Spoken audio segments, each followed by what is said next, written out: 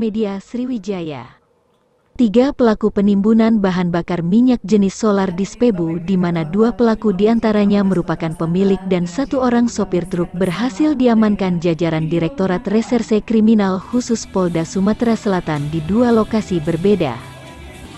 Di awal bulan September tahun 2022, petugas mengamankan seorang pemilik BBM jenis solar yang diduga hasil penimbunan. Pelaku Arwin usia 46 tahun warga Dusun If Desa Simpang Bulang Belimbing Kecamatan Belimbing Kabupaten Muara Enim. Petugas mendapati di rumahnya 3 buah jerigen berisi 35 liter BBM hasil dari pengisian berulang di SPU menggunakan mobil Isuzu Panther Nopol BG 1486 UK sejak hari Rabu tanggal 31 Agustus tahun 2022.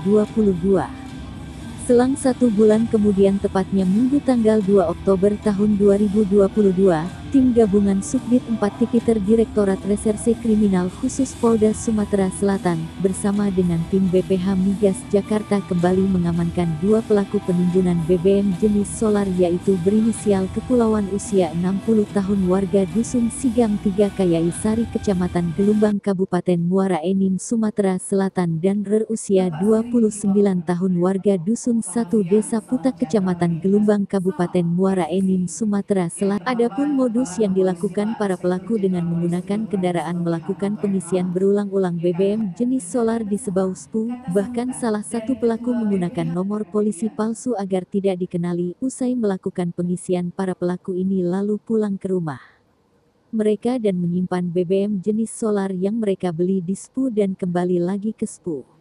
Atas perbuatannya, para pelaku dijerat dengan pasal 55 Undang-Undang Nomor 22 Tahun 2001 tentang minyak dan gas yang telah diubah pada pasal 40 angka 9 Undang-Undang Nomor 11 Tahun 2020 tentang Cipta Kerja junto pasal 55 ayat 1 ke 1 KUHP dengan ancaman pidana penjara paling lama 6 tahun dan denda paling tinggi 60 miliar.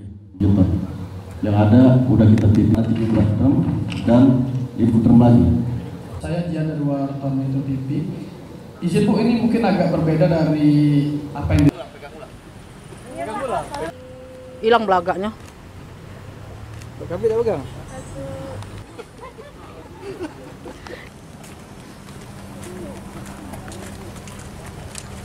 Di dalam.